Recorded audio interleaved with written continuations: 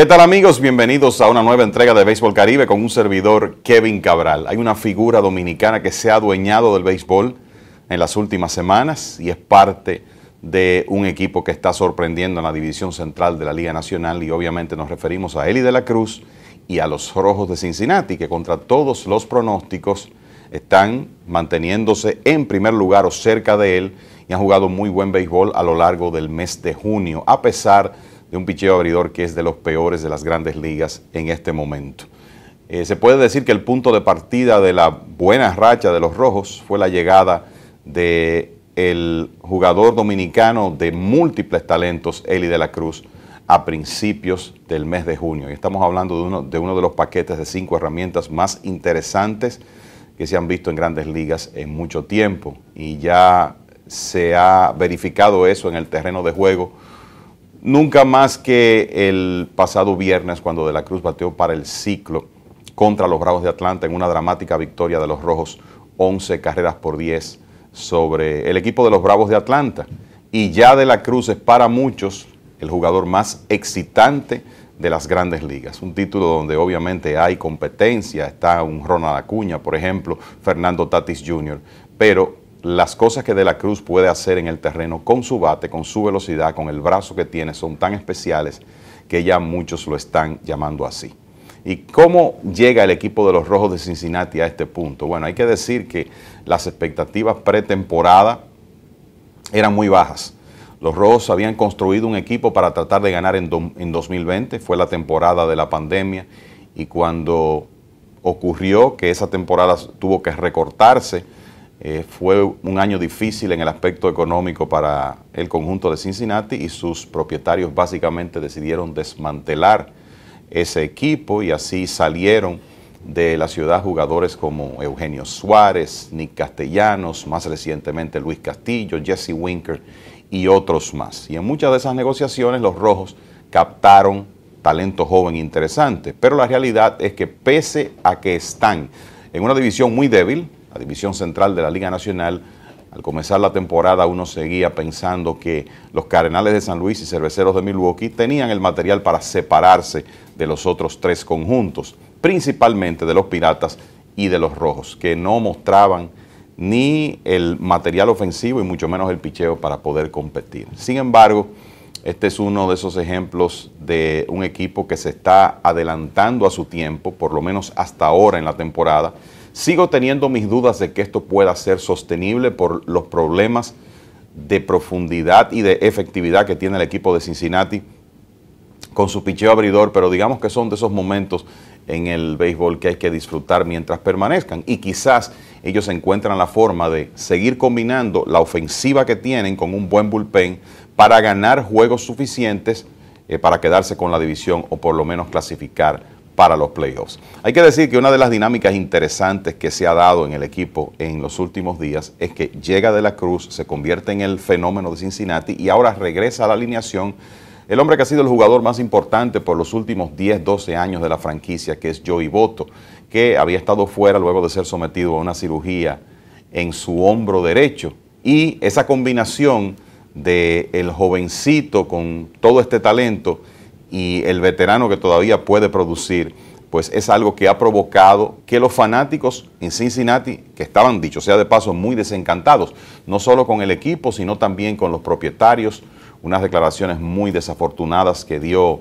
el actual principal accionista del conjunto, Phil Castellini, el año pasado, habían provocado que muchos fanáticos se molestaran. Pero lo cierto es que cuando usted comienza a ganar, todos esos problemas se olvidan. Y el pasado fin de semana, más de 126,000 fanáticos asistieron a los 3 partidos contra el equipo de los Bravos, y mucho tuvo que ver la mutual de Elly de la Cruz y Joey Votto, que ya para ese momento estaba en la alineación. Pero hay que decir que ellos no son los únicos que han brillado hasta ahora para el equipo de los Rojos. Está el caso del prospecto Matt McLain, que había sido la primera selección de los Rojos en el sorteo de hace un par de años, un jugador del medio del infield, que hasta ahora está bateando 321 con un slugging por encima de 550, aportando poder de extra base y un bate de 300, porque eso es lo que McLain siempre ha hecho, lo hizo en el béisbol colegial, también en ligas menores, y está repitiendo lo mismo en Grandes Ligas. También se comienzan a ver algunos de los jugadores que llegaron en esas negociaciones que hizo el equipo de Cincinnati cuando desmantelaba el conjunto veterano que tenía. Por ejemplo, está el inicialista y jardinero Spencer Steer, que fue adquirido desde Minnesota en una negociación por el lanzador Tyler Mahle el año pasado. Steer jugó en la inicial mientras Botto estuvo fuera, ahora está viendo acción en los jardines y lleva 12 cuadrangulares, casi 50 carreras impulsadas con 8 bases robadas. Esa era una producción que el dirigente David Bell no esperaba tener de un jugador joven de primer año completo en Grandes Ligas como Steer. Pero además está Jake Fraley, que llegó en el cambio de Eugenio Suárez desde el equipo de los Marineros de Seattle con 11 cuadrangulares, casi 50 carreras impulsadas.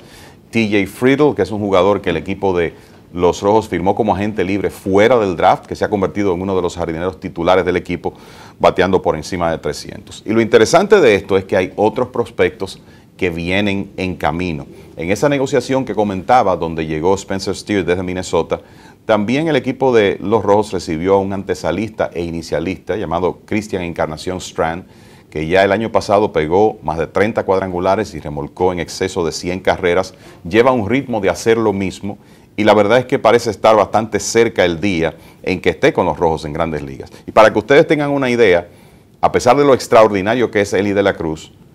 Encarnación Strand tenía inclusive mejores números ofensivos en AAA que de la Cruz al momento en que el dominicano fue llamado a Grandes Ligas. El tema con Encarnación Strand es que es un jugador de las esquinas del cuadro interior y quizá pueda tomar turnos como designado, y con el regreso de Botto, con la presencia de Steer, de Nick Senzel, el equipo de los Rojos tiene un exceso en esas posiciones, pero cualquiera quisiera insertar ese bate a la alineación porque da la impresión que Encarnación Strand podría ayudar de inmediato, como ya lo han hecho en esta temporada McLean y Elly de la Cruz. También está por ahí Noel Vimarte, un prospecto importante dominicano que llegó en la negociación de Luis Castillo desde los Marineros de Seattle. Ahí también recibieron a otro torpedero puertorriqueño llamado Edwin Arroyo, que está un poco más atrasado en su desarrollo, es más joven que Marte, y un antesalista llamado Cam Collier. Y lo que uno vislumbra es que el equipo de los Rojos va a tener un exceso de jugadores jóvenes de posición que probablemente puedan convertir en algunos lanzadores, porque es ahí donde está el talón de Aquiles del conjunto. En el momento en que grabamos esto, están en el lugar número 28 en promedio de carreras limpias de los lanzadores abridores. Imagínense eso, un equipo de primer lugar cuyos abridores, en términos por lo menos de efectividad, solo hay 2 equipos que han estado peores que ellos. Eso como que no encaja dentro del éxito que ha tenido el equipo de los Rojos, pero han tenido muy buena ofensiva, un bullpen que ha sido efectivo y además de eso una alineación que ha sido capaz de rebotar de muchas desventajas. De hecho, son el equipo de Grandes Ligas que más veces ha logrado venir de atrás en esta temporada, porque la realidad es que frecuentemente salen perdiendo porque los lanzadores abridores no pueden hacer el trabajo. Y no recibieron una buena noticia en estos días porque Hunter Green, que básicamente es el principal abridor del conjunto y que está lastimado, estará fuera hasta el mes de agosto. La buena noticia es que subieron a un lanzador zurdo llamado Andrew Abbott hace unas semanas y Abbott ha estado impecable en sus primeras 5 aperturas con récord de 4 victorias sin derrotas y efectividad de 1.21. Y otro punto luminoso que hay que reconocer en ese cuerpo de lanzadores es el cerrador boricua Alexis Díaz, el hermano menor de Edwin Díaz, que tiene 22 salvamentos en igual número de oportunidades, con 57 ponches en 34 episodios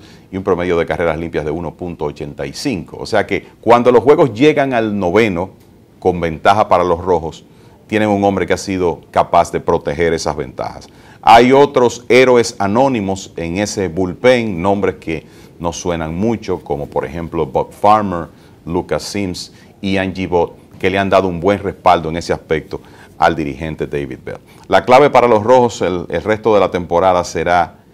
qué clase de actuación pueden conseguir de su picheo abridor, porque se hace evidente que van a tener suficiente ofensiva y relevo para poder mantenerse en competencia, por lo menos en esa débil división central de la Liga Nacional. Y además está decir, tienen un activo muy importante a su favor, que es, de nuevo, el jugador más excitante de las Grandes Ligas en este momento, el prospecto dominicano Elly de la Cruz. Espero que hayan disfrutado este video aquí en Béisbol Caribe y ya nos juntaremos en una próxima ocasión, amigos.